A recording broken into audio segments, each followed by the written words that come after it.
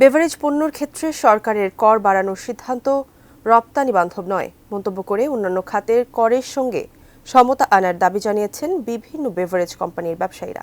রোববার বিকেলে এক সংবাদ সম্মেলনে এই দাবি জানান তারা।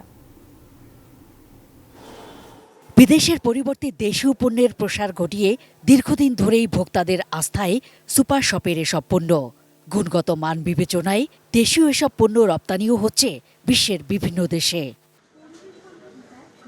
অন্যান্য ব্র্যান্ডের ট্যাক্সের সঙ্গে বেভারেজ কোম্পানিগুলোর পণ্যের উপর সম্প্রতি অন্তর্বর্তী সরকার যে ট্যাক্স নির্ধারণ করেছে এর বিরুদ্ধে ব্যবসায়ীরা ক্ষোভ প্রকাশ করেন সংবাদ সম্মেলনে। যেই কারণে গভর্নমেন্ট সাপ্লিমেন্টারি ডিউটি ইন্ট্রোডিউস করছে যে তার রেভিনিউ বাড়বে, আসলে আমি রেভিনিউ বাড়ার কোনো সুযোগ দেখছি না। কোনোভাবে এটাকে ব্যবসা বান্ধব মনে হচ্ছে না গভর্নমেন্টের পলিসিটা। বলেন, পণ্যের উপর ট্যাক্স বাড়লে দিন শেষে ভোক্তার ঘাড়েই চাপ বাড়বে। কনজিউমার যদি যেখানে হাই প্রাইসে প্রোডাক্ট কিনতে হয় সেখানে ডেফিনেটলি কনজিউমার শিফট ডাউন করবে।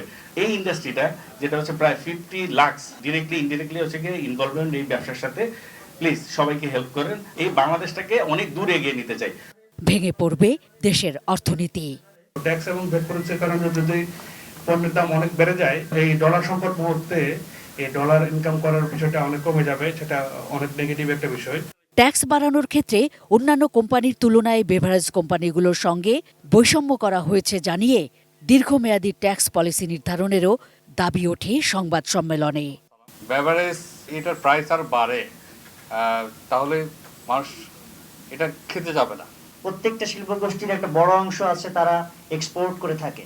আমাদের ধারণার বাইরে যে আমাদের দেশীয় অর্থনীতিতে বা বিদেশি রেমিটেন্সের ক্ষেত্রে কতটুকু ভূমিকা এটা রাখছে।